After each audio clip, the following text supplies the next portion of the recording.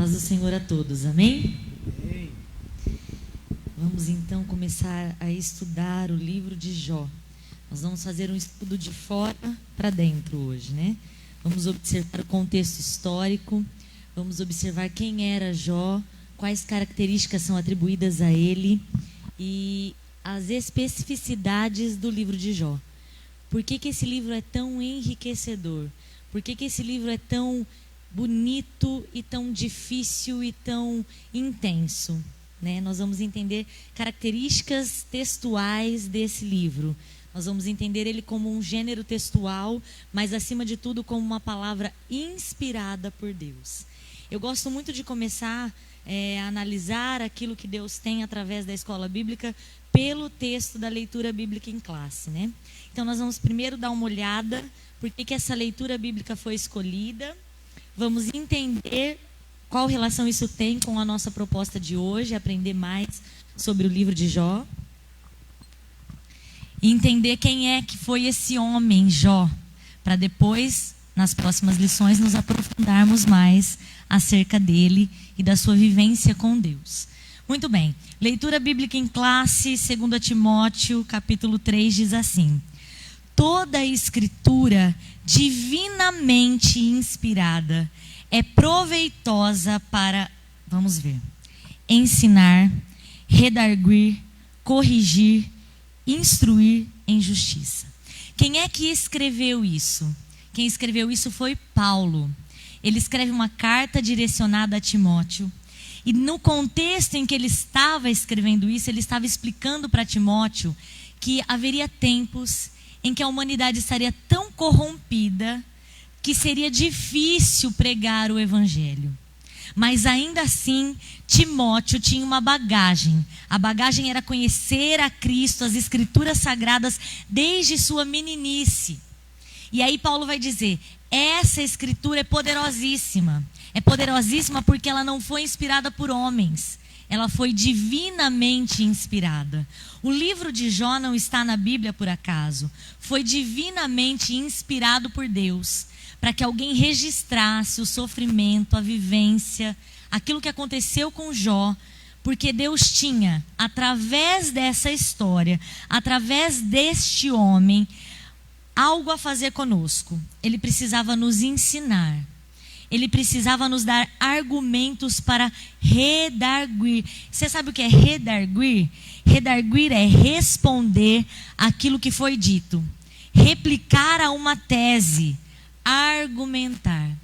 Todas as vezes que nós pensarmos sobre sofrimento humano, nós temos em Jó, no livro de Jó, algo, um material para redarguir, para explicar o porquê do sofrimento. Onde é que está Deus? Qual a relação do justo e do sofrimento? Então Deus permitiu que fosse escrita essa história maravilhosa, porque Ele queria ensinar, porque Ele queria trazer respostas, porque Ele queria dar aos crentes um respaldo na sua palavra para argumentar sobre sofrimento, sobre aflições de um justo. Aí Paulo vai dizer que a palavra também serve para corrigir e para instruir. E eu fiquei me perguntando qual é a diferença entre ensinar e instruir. Ensinar é trazer conhecimento. E a gente sabe que a palavra do Senhor traz liberdade. O conhecimento é libertador. Conhecereis a verdade e a verdade vos libertará. Então, a palavra do Senhor, através do conhecimento, traz liberdade, libertação, mudança de vida. E instruir, Renata? Instruir é dar orientações do que deve ser feito. A palavra do Senhor serve para todas essas coisas, inclusive para nos instruir sobre o que devemos fazer diante de uma aflição, de um sofrimento. E é isso que nós vamos aprender na história de Jó. Muito bem, sabemos que ela foi divinamente inspirada, entendemos o contexto e agora nós vamos começar a nos aprofundar em Jó. O livro de Jó é o 18º livro da Bíblia, o primeiro livro poético. E ele vai trazer uma história muito conhecida, até por aqueles que não são evangélicos ou cristãos. Todo mundo conhece um jargão que diz, ei, tem que ter uma paciência de Jó. É um jargão, é um dito popular. E a gente ficou conhecendo essa história porque ela é extremamente marcante. E agora nós vamos entender um pouquinho do livro de Jó. Eu me perguntava por que é que Deus, na sua infinita sapiência, sabedoria, colocou o livro de Jó na sua palavra. Antigamente tinha-se uma ideia errônea de que a história de Jó era ficcional. Não era uma pessoa atual do Oriente, e a partir dessa lenda as pessoas gostaram tanto que resolveram registrar por escrito, e aí virou a história de Jó. Isso é um equívoco. Nós vamos entender hoje que Jó existiu. Jó foi um homem. Além de um personagem bíblico, Jó existiu e há características na sua história que marcam a existência de Jó. Por que será que esse livro está na Bíblia Sagrada? Eu era muito menina, não faz muito tempo, vocês sabem. E eu fiz uma pergunta ao pastor Amarildo, que é meu tio. Eu estava lendo o livro de Crônicas e via umas genealogias e falava, por que tem genealogia na Bíblia? Tanto nome difícil, para que Deus colocou naquele lugar a genealogia? E aí ele me disse assim, Renata, se está na Bíblia, é porque é importante. Se está lá, é porque tem uma funcionalidade. É porque Deus quer trazer algo ao seu povo. E mais para frente eu fui entender que a genealogia era uma forma de Deus marcar a história de pessoas que Ele queria marcar. Se a genealogia está na Bíblia por uma finalidade, para contar histórias, para trazer ensinamentos, então o livro de Jó está na Bíblia por uma finalidade. A finalidade do livro de Jó é nos mostrar que os justos também sofrem, que aqueles que tentam se afastar do pecado, aqueles que tentam viver uma vida de santidade, de retidão, também padecerão por provas, por provações que virão nas mais diversas áreas, porque foi exatamente isso que aconteceu com Jó. Jó foi provado em diversas áreas da sua vida. Mas o livro de Jó também está para nos ensinar que, embora sejamos provados, nós também precisamos reagir na hora da prova. E qual foi a reação de Jó? A reação de Jó foi adorar a Deus. É óbvio que, como ser humano, Jó vai lançar mão de palavras tristes na sua angústia. É lógico que, como ser humano, Jó vai tentar se defender daquilo que os seus amigos estão argumentando. Jó se defende, Jó se questiona, Jó se lamenta, Jó faz tudo o que nós fazemos. Mas há um marco na vida de Jó que eu quero guardar para a minha vida. Jó adorou a Deus. Muito bem, vamos lá. Se está na Bíblia, tem uma função. A função, nós já sabemos, nos ensinar o sofrimento do justo e ensinar que isso pode acontecer conosco. Quem é Jó? Quem é o autor do livro de Jó? Nós não sabemos quem é o autor do livro de Jó. Agora eu quero lançar uma pergunta para você. Na Bíblia Sagrada nós temos apenas histórias verídicas? Ou na Bíblia Sagrada nós temos histórias ficcionais, que não aconteceram, que não foram reais? Será que a Bíblia Sagrada só traz histórias de homens e mulheres históricos existentes, pessoas? Ou será que a Bíblia Sagrada lança mão de alegorias e traz histórias que não aconteceram, que serviram apenas para instruir pessoas? Quando nós olhamos no Novo Testamento, nós encontramos Jesus trazendo para o povo histórias que ele criou para ensinar o povo. E o nome disso é parábola. Mas o livro de Jó não é uma parábola. O livro de Jó não é uma história que Jesus criou ou trouxe para trazer só ensinamento. O livro de Jó é a vivência e experiência de um homem. Diferente do filho pródigo, diferente daquele casamento em que os convidados não foram, diferente do semeador que saiu a semear. O livro de Jó não é uma parábola, não é uma ficção criada para ensinar. O livro de Jó é a vivência dura, real de um homem que esteve ali numa situação difícil, mas que também teve vitória no fim da sua história. Então a Bíblia Sagrada lança mão sim de histórias ficcionais, são as parábolas. Você vê bem que Salomão, quando escrevia o seu livro de Eclesiastes, ele vai falar sobre a sabedoria e ele vai falar de uma parábola. Havia um reino em que tinha um homem muito sábio, mas ele era velho e as pessoas não davam ouvido ao que ele estava dizendo. Salomão cria uma história para falar sobre a sabedoria. Jesus cria uma história para falar do amor de Deus pelos seus filhos, mesmo aqueles que abandonam e voltam para casa depois. Mas o livro de Jó não é uma história criada, é uma história vivenciada por alguém que experimentou o sofrimento no mais profundo âmbito da sua vida. Muito bem. Quem é o autor do livro de Jó? A Bíblia diz? Não. A Bíblia não diz quem é o autor do livro de Jó. Mas há especulações e alguns nomes surgem aí. Acreditam que pode ter sido Moisés. Por que Moisés? Porque Moisés escreveu o Pentateuco, relatou a história de Abraão, Isaac, Jacó. E acredita-se que Jó é do período patriarcal. Então poderia ter sido Moisés por essa razão o autor do livro de Jó.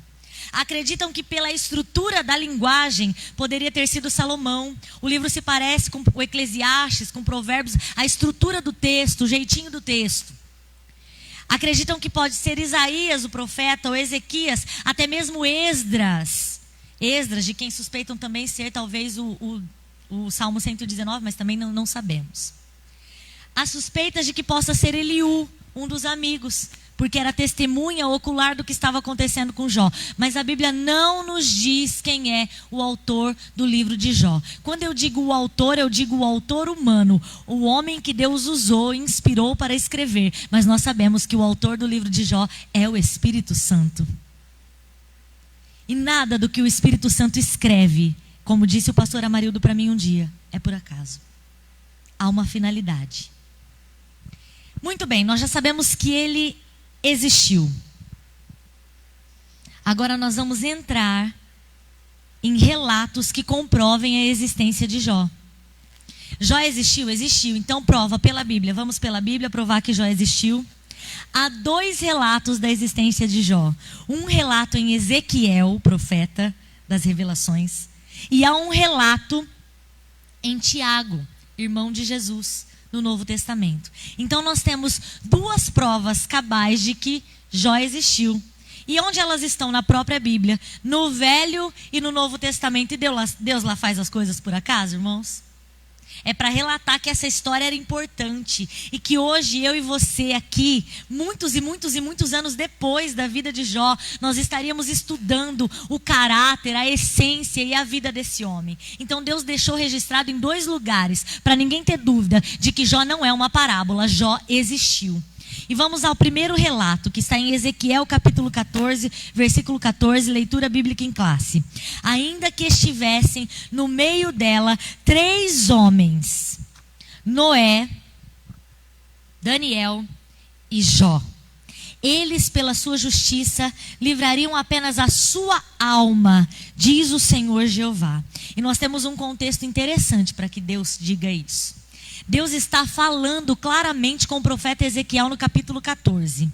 E Deus está explicando para Ezequiel que quando o homem pecasse gravemente contra Deus, Deus traria algumas consequências. E elas são: Deus dizendo, não é Ezequiel, olha, se vocês pecarem, não é Ezequiel dizendo ao povo. O capítulo 14 diz assim, ó: e disse Deus ao profeta Ezequiel. É Deus dizendo o que Deus faria com o povo se o povo pecasse gravemente. Deus traria, estenderia a mão contra essa terra, essa nação, tornaria insustentável o sustento do pão, instável o sustento do pão, e enviaria contra ela fome e arrancaria dela homens e animais. Deus estava falando com Ezequiel o que estava fazendo com o povo, com a sua nação que pecou, estava estendendo a sua mão, estava colocando a mão e pesando contra ela. É nesse contexto que Deus vai falar para Ezequiel: ó, Ezequiel, anota aí, registra aí, Ezequiel, que eu estou te dizendo, que nem se tivesse Noé, Jó e Daniel, esses 3 homens justos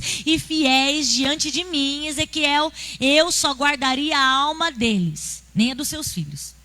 Você se lembra bem lá no passado, que quando Deus foi extinguir a raça humana, o que é que ele fez? Ele colocou dentro da arca Noé e os seus filhos. Pela fidelidade de Noé, Deus estava guardando a casa de Noé. Mas neste contexto, Deus estava dizendo que se tivesse Noé, Jó e Daniel, ele não guardaria a vida de mais ninguém, só das 3 almas.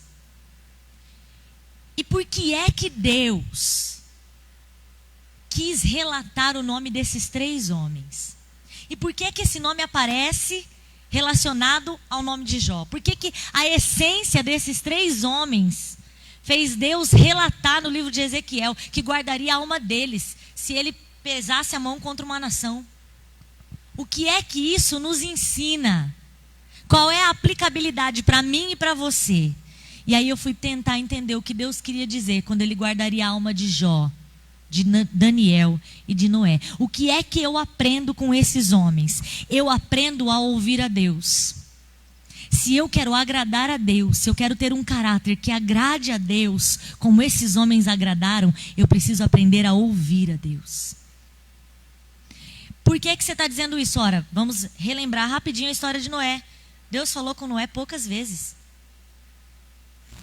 Deu as instruções e ele cumpriu tudo do jeito que Deus mandou. Ora, Daniel orava para tudo e em todo o tempo. E o que é orar? Orar é falar e ouvir a Deus. E Deus sentiu necessidade de mandar mensageiros falar com Daniel. A Bíblia diz que veio Gabriel uma vez, numa das orações de Daniel. A Bíblia também diz que um ser celestial, maravilhoso, lindo, descrito de maneira bela no livro de Daniel, veio trazer a resposta da oração de Daniel. Então eu entendo que Deus queria registrar para mim e para você um caráter como o desses homens. Eles ouviam a Deus. Renata, e Jó ouviu a Deus porque Deus respondeu para ele. No final do livro de Jó, nós temos uma resposta direta de Deus para ele. Então, se nós queremos agradar a Deus e queremos que Deus guarde as nossas vidas, as nossas almas, nós precisamos aprender algumas coisas com esses homens. Ouvir a Deus. Obedecer a Deus. Obediência a Deus. Eu vejo na história desses 3 homens, obediência a Deus. Eu vejo manter constância. Se há algo lindo na história de Daniel, eu ouvi uma mensagem com a pastora Camila Barros e missionária Camila Barros, e eu achei linda. Ela diz assim, havia em Daniel constância. Ele passou por 3 reis, 3 governadores diferentes na Babilônia, mas Daniel era constante na sua postura. Eu preciso ser constante se eu quiser agradar a Deus. Outra característica, orar mais. Outra característica, ainda que haja dificuldades, encontre motivos para adorar. O que a gente vê relatado no livro de Jó? Quando ele recebe as notícias de que perdeu filhos, de que perdeu bens, de que perdeu tudo. O que ele faz? Lança-se sobre a terra, rasga suas vestes e adora a Deus. Diante da maior adversidade da sua vida, foi uma sucessão de perdas. E o que é que Jó faz? Rasga suas vestes e adora a Deus. Você vai ver que ele vai passar por uma sequência de injustiças. Os seus amigos vão pesar o seu julgamento contra ele. E o que é que ele vai fazer? Ele vai se defender. Mas no final das contas, o livro de Jó me ensina a adorar a Deus sobre todas as coisas. O Senhor me deu, o Senhor tomou, bendito seja o nome do Senhor. Muito bem. Ezequiel comprova a existência real, histórica de Jó. Entendemos o contexto. Vamos agora ver o que Tiago diz sobre Jó. Novo Testamento. Eis que temos por bem-aventurados os que sofreram. Ouvistes qual foi a paciência de Jó? E vistes o fim que o Senhor lhe deu? Porque o Senhor é muito misericordioso e piedoso. Tiago quer falar sobre... Aliás, a carta de Tiago é uma das cartas mais interessantes da Bíblia. Tem conselho para tudo na carta de Tiago. É uma carta curta, mas extremamente preciosa. E aí ele vai falar sobre paciência, sobre sofrimento, sobre ser bem-aventurado por sofrer. E aí eu fiquei pensando, por que é que Tiago acha que quem sofre é bem-aventurado? Por que é que ele acha que sofrer faz alguém se tornar bem-aventurado. E aí eu me lembrei do que o salmista disse no Salmo 119. Foi-me bom ter sido afligido. Eu tenho retomado esse versículo muitas vezes. Porque o que é que a aflição faz com o homem? Com a mulher? Com o ser humano? A aflição de um justo aproxima ele de Deus. Quanto mais estreito nós passamos, mais perto de Deus nós ficamos.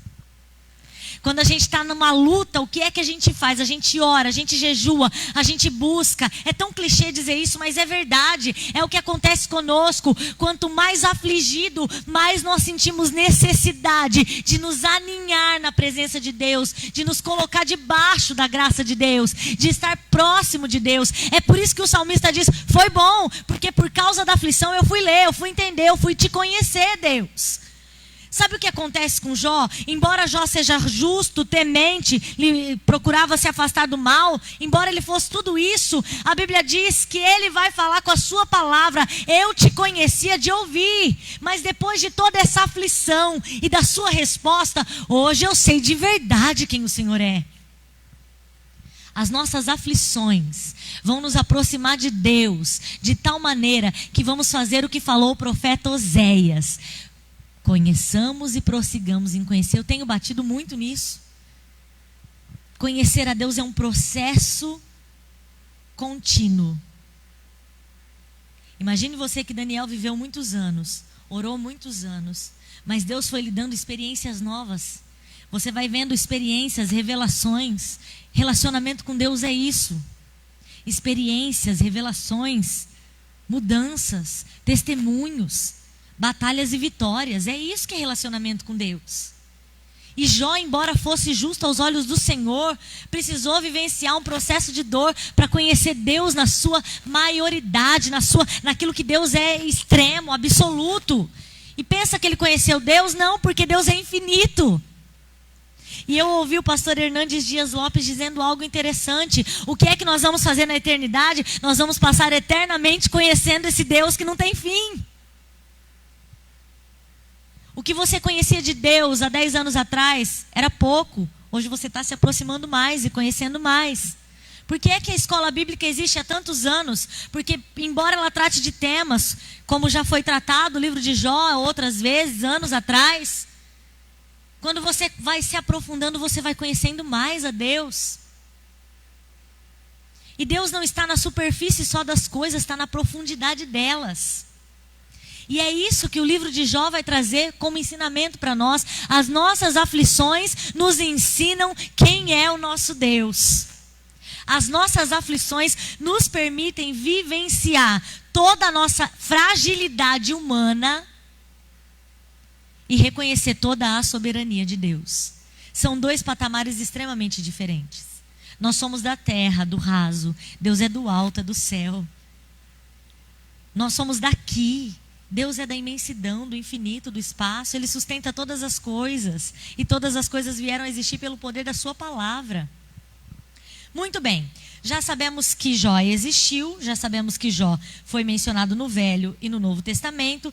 Que a sua fidelidade a Deus foi equiparada a de Noé e a de Daniel. E agora vamos continuar.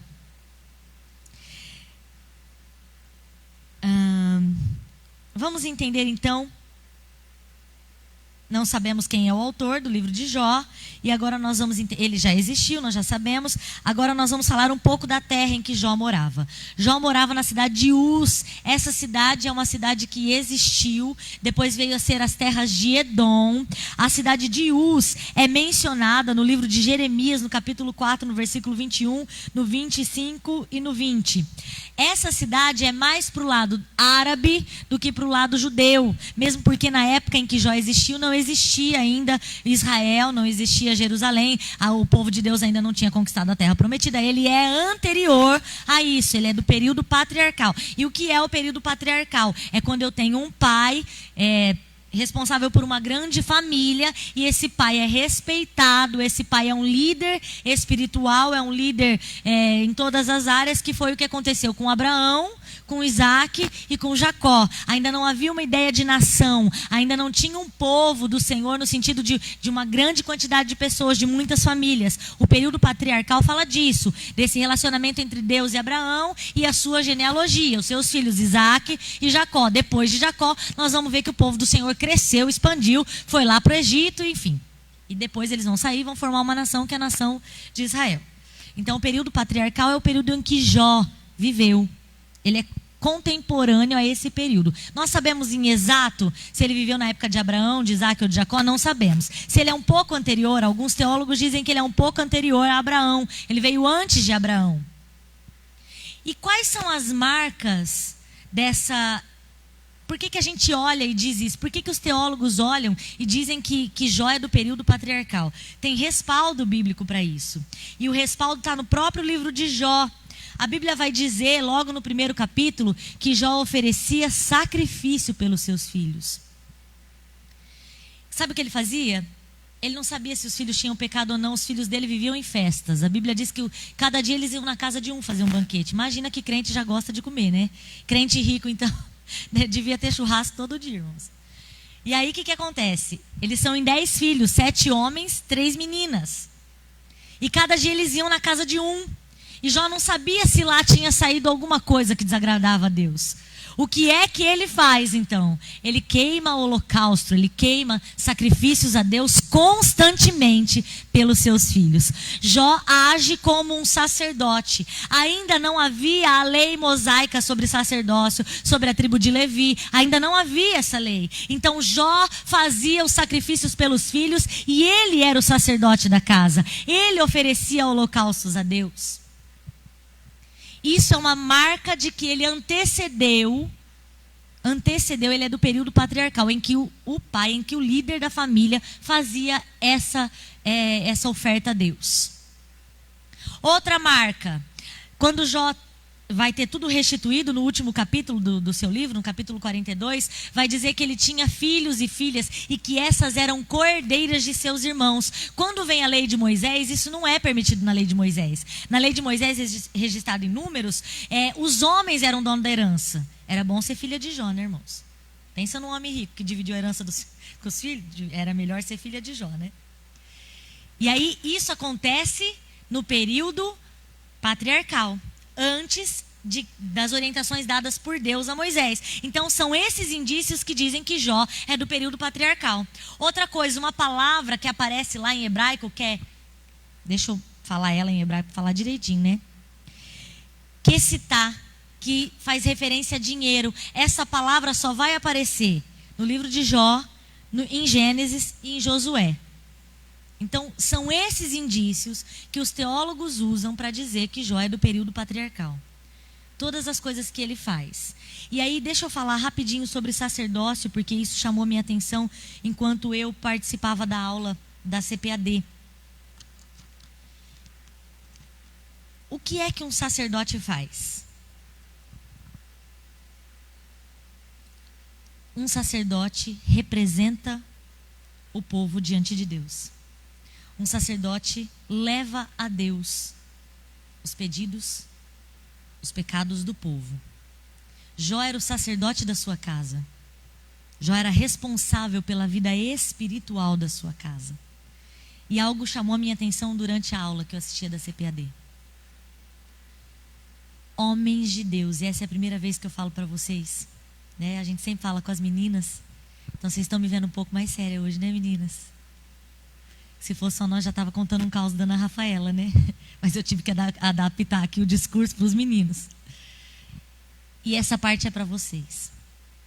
Vocês não estão vivendo o período patriarcal, nós estamos na dispensação da graça, uma nova aliança, amém. O que é que fica de Jó? Vocês são os sacerdotes da casa de vocês. É necessário que vocês tomem as rédeas da liderança espiritual da casa de vocês. É necessário que as suas vozes, como homem da casa, sejam ouvidas, respeitadas, Mas não por imposição, nem por uma autoridade tola, machista, mas simplesmente porque vocês estão debaixo da palavra de Deus. E se vocês entenderem a importância que vocês têm dentro de casa, como direcionadores, como orientadores, como sacerdotes de Deus, Deus vai fazer grandes coisas nos lares. Eu falo muito, sou expansiva, mas de vez em quando meu marido fala menos do que eu, não sei se vocês já perceberam. Mas ele fala coisas muito pontuais e tão certeiras que às vezes Deus me dá um tapa bem dado, daqueles assim: ei, você tem um sacerdote dentro de casa. E quando ele fala, irmãos, e eu sigo, a nossa casa prospera. Façam como Jó, sejam sacerdotes das casas de vocês, líderes espirituais das casas de vocês. Vamos voltar ao contexto de Jó. Muito bem. Entendemos tudo até aqui. Vamos falar um pouquinho sobre a personalidade de Jó. Eu sei que vai ter alguém que vai falar sobre isso nas lições que virão, mas eu queria só tecer alguns comentários sobre a personalidade de Jó.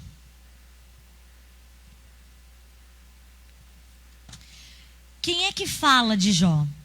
Você começa o livro de Jó com uma narrativa. Meu Deus, já. Você começa o livro de Jó com uma narrativa. Parece que vai ser um texto como os evangelhos, por exemplo, que narram histórias. Você começa tendo a informação de quem é Jó. Abra aí, se você tiver com a sua Bíblia, o primeiro capítulo do livro de Jó, para eu te mostrar um pouco da estrutura do texto. Olha só. Havia um homem na terra de Uz, cujo nome era Jó. E este era homem sincero, reto, temente a Deus e desviava-se do mal. Eu tenho 4 atributos dados a Jó. 4 características da personalidade de Jó que eu e você precisamos buscar em Deus. A primeira é ele era sincero. É por isso que todas as colocações de Jó, tem muita gente que fala: Jó passou por tudo sem murmurar. Não era murmuração, eram reflexões e queixas. Imagine você perdeu o filho, perdeu bens. E eu estava assistindo a live de um amigo, o Leandro, ele tem um ministério que chama Família Bênção de Deus em Todo o Tempo, e ele fez um estudo sobre Jó, muito propício para mim. E ele comparou Jó a um sheik árabe. Olha a grandeza que Jó tinha. Se fosse para a gente trazer para os dias de hoje, lembrando que Uz ficava mais para o lado da Arábia, né? Mais para o lado árabe. Ele fez um paralelo entre Jó e um sheik árabe nos dias de hoje. Jó tinha não sei quantos 7.000 ovelhas. Pensa nisso. Quando Deus vai dar a bênção para Jó no final do seu livro, vira o cativeiro de Jó, ele tem o dobro do que ele tinha. Esse homem perdeu muita coisa em termos financeiros. Esse homem perdeu muita coisa em termos familiares. Esse homem perdeu a saúde por um período de tempo. É muita coisa do que ele viveu. É por isso que Jó vai se questionar. É por isso que Jó vai amaldiçoar o dia que ele nasceu. É por isso que Jó vai falar das suas tristezas e das suas angústias. E ele diz aqui, no capítulo 7, no versículo 11: por isso não reprimirei a minha boca. Falarei na angústia do meu espírito. Queixar-me-ei na amargura da minha alma. Esse homem tinha muita coisa para queixar. Muita coisa para reclamar. Ele não perdeu pouca coisa. Ele perdeu em todas as áreas da sua vida, mas Deus deixou a esposa. Não sei se para o bem ou se para açoitá-lo um pouco mais. Porque dependendo da mulher, né, irmãos? A gente julga a esposa de Jó, mas nós aguentaríamos perder tudo o que ela perdeu porque ela estava junto com ele. Não foi só Jó que perdeu. Por muito menos a gente já fica lamuriando as coisas. Por uma roupa que não entra, a gente já fica: oh, Jesus! Por muito menos a gente já se queixa e a gente julga a mulher de Jó. Se ele ficou com ela até o fim da vida, eu não sei. Há alguém entre nós que possa dizer isso? Não sabemos, não temos um respaldo bíblico para dizer: não, ficou sim, está aqui, ele ficou com a sua mulher. A gente vai saber que ele tem filhos depois, ele vai ter mais filhos, ele vai ter filhas. Sim, mas foi com essa esposa? Não sei. Não me pergunte, sou obrigado a saber tudo, como diz o pastor Cláudio Duarte. Muito bem. Sincero. Ele é tão sincero que ele tem a liberdade de se queixar. Ele é tão sincero que no seu discurso ele vai rebater: eu sou justo, Vem os amigos e vão falar: Jó, você está pecando, Jó tem pecado escondido. Ô Jó, ó, Deus não prova o justo. Ô Jó, ei Jó, pondera bem, busca o Senhor. Ó, eu recebi uma visão aqui, Jó. Ei, tem coisa oculta aí, Jó. Não. Jó precisava se defender o tempo todo desses amigos que estavam causando injustiça. Ah, mas ele não precisa, que quem nos defende é Deus. Sim, né? É Deus, mas diante de um amigo que está te acusando, o Jó estava vivenciando um outro período da vida, meus filhos. Era outra história, era outro período. Ele queria se defender. E ele é sincero. E ele é sincero na sua postura a Deus. E sabe o que eu acho interessante? Eu acho interessante que Jó, quando tinha, não largou a Deus. E ele tinha, hein? A Bíblia vai dizer no capítulo 1 que Jó era o homem mais rico do Oriente. Olha aí, ó. Bíblia Sagrada, capítulo 1 do livro de Jó, versículo 3. Era o seu gado 7.000 ovelhas, 3.000 camelos, 500 juntas de bois, 500 jumentas. Era também muitíssima gente ao seu serviço, de maneira que este homem era maior do que todos os do Oriente. Jó era riquíssimo. E mesmo assim, me perdoem, irmãos, e mesmo assim, ele não abandonou a Deus na sua riqueza. Jó perdeu tudo e ele não abandonou a Deus na sua pobreza. Porque Jó sabia que para além dos bens, tendo ou perdido, só tinha uma coisa que ele não podia perder. Era Deus. Era a presença de Deus na sua vida. Era a fidelidade a Deus na sua vida. E eu estava conversando e eu acho que minha família não aguentava mais me ouvir falar de Jó. Tiveram que ter uma paciência de Jó, irmãos, para me ouvir a semana inteira falando de Jó. Conversando com uma cunhada, a Débora, e ela disse algo que me chamou a atenção. Ela falou assim, ó: Jó não atribui o seu sofrimento ao adversário, ao inimigo, ao diabo. Todas as vezes que Jó diz, ele diz: o Senhor pesou a sua mão sobre mim. O Senhor me trouxe essa aflição. Porque Jó sabia que o seu negócio era com Deus. E se Deus não permitisse, nada aconteceria. Nada acontece na nossa vida sem a permissão de Deus. Um Deus que sustenta galáxias, universo, constelações, ainda tem o controle e rege a minha e a sua vida. Nada vai acontecer conosco sem que Deus permita. E aí, neste primeiro momento, nós temos um pouco de quem é Jó. É sincero, é reto, é temente a Deus, desviava-se do mal. Renata, mas apesar de tudo isso, será que vale a pena? Tudo isso, e Jó ainda vai lá e me sofre tudo que sofreu, será que vale a pena? É só você ler o último capítulo da vida de Jó. Aliás, vai do 38 que Deus começa a falar com ele para frente, para ver se vale a pena. Sabe o que eu acho interessante na estrutura do livro de Jó? Começa, como eu te disse, como uma narrativa. A gente diz que é prosa, parece vai contar uma história em parágrafo. E depois, o texto vai partir para um lado mais poético. E aí ele vai usar figuras de linguagem, como comparação, como metáfora. E é isso que torna o livro de Jó tão bonito e tão difícil de ler. Porque o que você está lendo não é aquilo pura e simplesmente. Você precisa ler com olhos atentos para depreender daquilo o sentido. Quando Jó diz, por exemplo, no capítulo 7, e o capítulo 7 é um capítulo cheio de linguagens, figuras de linguagem, ele diz, por exemplo, aqui, ó: os meus dias são mais velozes do que a lançadeira do tecelão, e perecem sem esperança. Ele olha para o tecelão, uma figura comum da sua época, olha para como a máquina que ele opera, que ele trabalha, age e diz: o meu dia é mais rápido do que essa lançadeira aí do tecelão. Passa rápido, mas passa em angústia. Ele vai dizer, ele vai olhar para a nuvem do céu e vai dizer, ó: tal como a nuvem se desfaz e passa, aquele desce à sepultura e nunca tornará a subir. Ele está dizendo que a vida é fugaz, que a vida é efêmera, que ela passa logo, que a gente nem percebe, pum, já acabou. E é verdade, porque ontem eu tinha 18, eu já estou com 34. E a vida passa muito rápido. É isso que Jó vai usar. Jó vai usar, o autor do livro de Jó vai usar figuras de linguagem que vão enriquecer o texto, mas que vão fazer você, a mim, enquanto leitores, afiarmos a nossa mente aí, usar toda a sapiência de Deus, toda a sabedoria inspirada pelo Espírito Santo para compreender o livro de Jó. Não é um livro fácil. É um livro do qual eu me afastei muito tempo, no sentido de não ler, porque Jó é difícil, Jó tem muita figura de linguagem, eu já conheço a história de Jó. Mas os diálogos dentro de Jó são riquíssimos.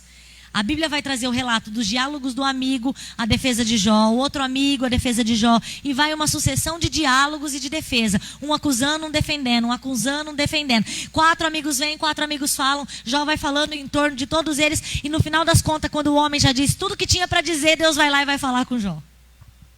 Porque muitas vezes Deus faz isso conosco. A gente diz tudo que tem para dizer. Aí Deus vem e fala conosco. A gente lança tudo que tinha para lançar, diz tudo que tinha para dizer, Deus vem e fala conosco. Então o livro de Jó é poético. O livro de Jó começa em prosa, termina em prosa, porque termina narrando a vitória de Jó. Tem figuras de linguagens. E agora a gente vai só encerrar rapidinho. Por que os justos sofrem? Os teólogos dizem que o livro de Jó é um livro sapiencial. Difícil, né, irmãos? A gente aprende umas coisas nessa escola bíblica. Sapiencial, vem de sapiência, de sabedoria, de conhecimento. Então é um livro sapiencial porque vai tratar de questões para além do período de Jó. Questões da humanidade. Por que é que nós temos mazelas, sofrimentos?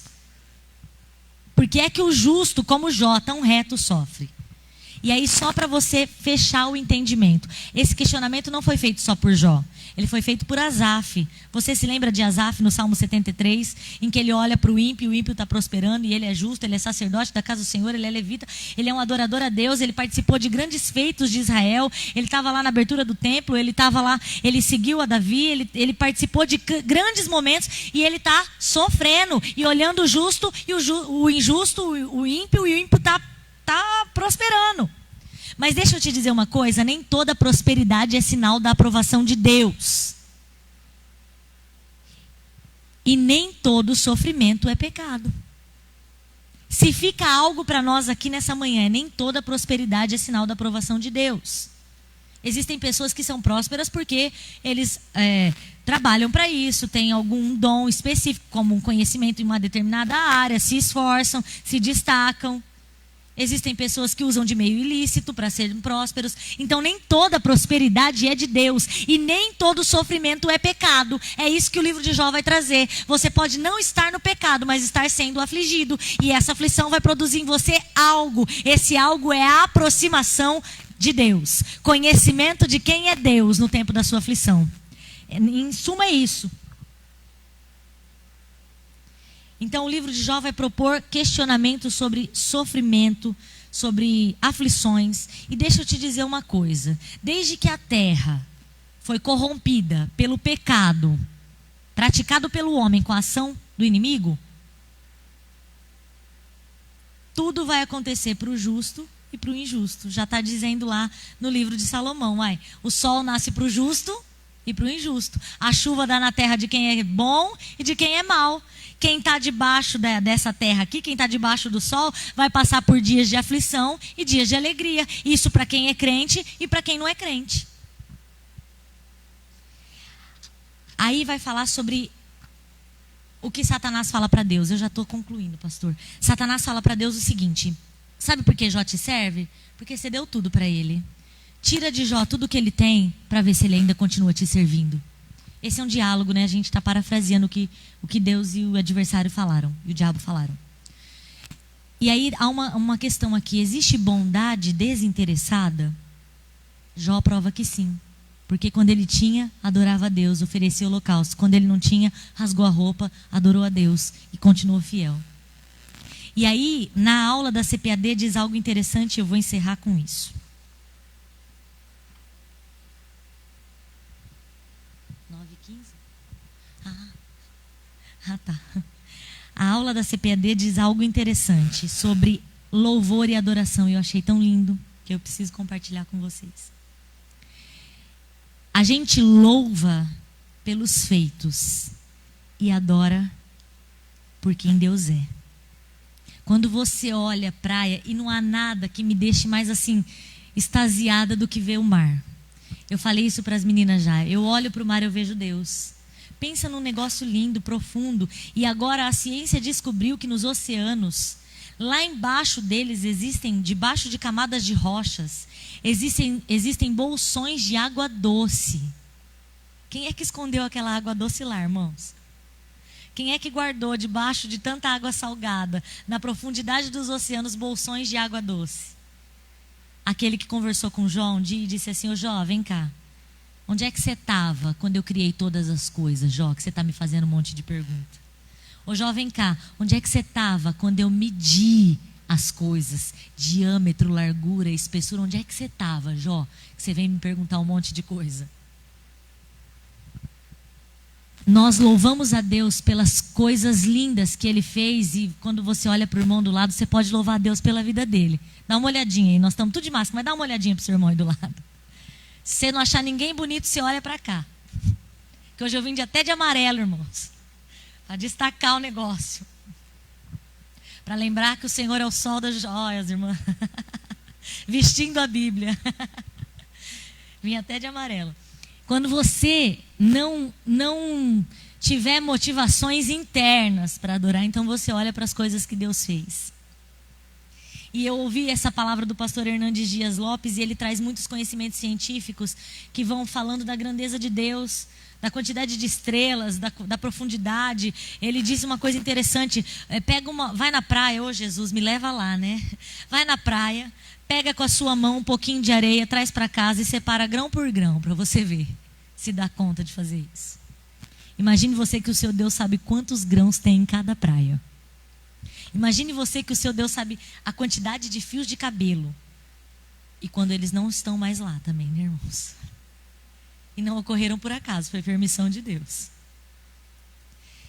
E aí, você olha a grandeza desse Deus e a finitude do homem. Você olha o poderio desse Deus, a soberania desse Deus e a finitude do homem. E aí eu aprendi que a gente pode louvar pelos feitos, mas adorar por quem Ele é. Porque o louvor está relacionado àquilo que se faz e a adoração àquilo que se é. Você já ouviu a expressão, ele passou com louvor na faculdade? Ou seja, nós estamos engrandecendo um êxito que foi conseguido por meritocracia, por mérito. Ele conseguiu, passou com louvor. Então nós estamos exaltando um êxito, um feito dele. Mas você não vai dizer, não vai ouvir alguém dizer, louvamos fulano, adoramos fulano. Nós louvamos por feitos. Passou com louvor, teve louvor em suas provas. Agora, a adoração, essa é só para Deus. Porque só Ele é. E tanto Ele é que Ele se intitula Eu Sou. Muito bem, estamos falando, eu tenho mais tempo, então vocês vão me ouvir mais, irmãos. Que eu fiz essa mega produção aqui, estudei o dia inteiro, liguei para a pastora Marildo, mandei mensagem para todo mundo, vocês vão me escutar um pouquinho mais, então. Muito bem. Nós já entendemos as qualidades de Jó, já entendemos que é um livro que não tem um autor definido, que o Senhor não quis revelar o autor de Jó, que ele existiu, que há comprovações no Velho Testamento e no Novo Testamento, que ele é justo, assim como Daniel, como Noé e Daniel. Agora a gente vai ver só um finalzinho aqui, ó. Pode o homem compreender a Deus? O homem pode compreender a Deus? A gente entende Deus? Existe um louvor, eu tenho falado muito desse louvor, porque todas as vezes que eu ouço esse louvor, eu sinto a presença de Deus. E diz assim, ó: antes que o haja houvesse, Ele já era Deus. Se revelou aos seus, do crente ao ateu. Ninguém explica Deus. Nem a ciência explica Deus.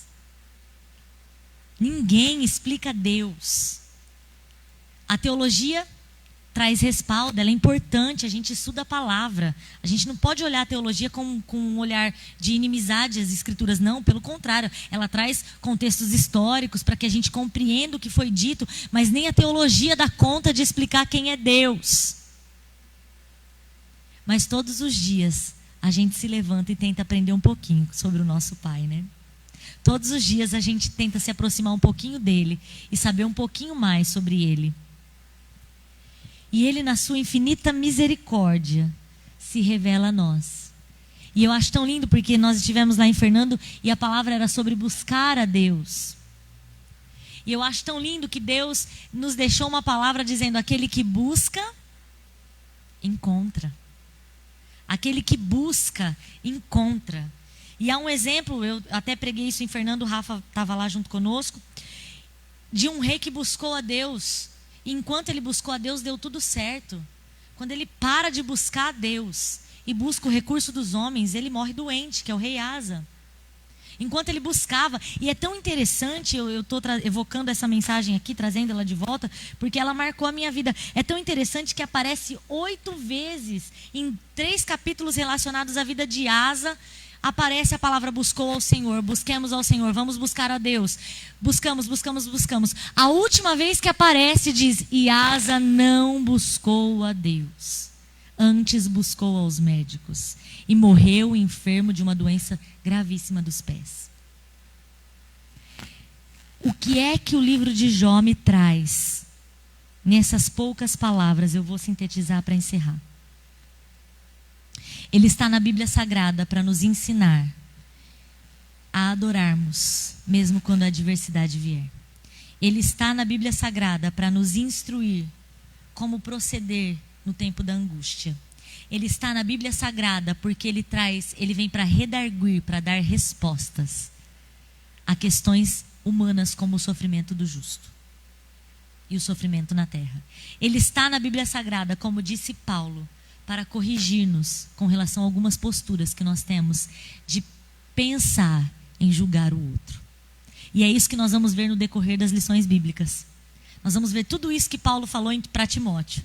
Correção, redarguir, ensinar, instrução. Nós vamos ver tudo isso durante as aulas que vão percorrer esses 12 restantes finais de semana que nós teremos aí. O que fica de aprendizado para nós? O livro de Jó é um livro poético e também em prosa. Começa com uma narrativa, termina com uma narrativa. No meio tem os discursos, os diálogos, cheios de figuras de linguagem como comparação, metáfora. Foi escrito por alguém que nós não sabemos, mas divinamente inspirado. Jó existiu, é contemporâneo a Abrão, período patriarcal, né? Ou anterior a este, mas é nessa localização histórica que a gente vai registrar o livro de Jó.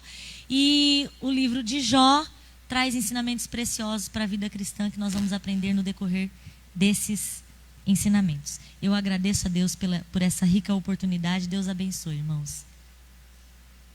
Vamos fazer uma oração para encerrar, então? Os irmãos se coloquem de pé.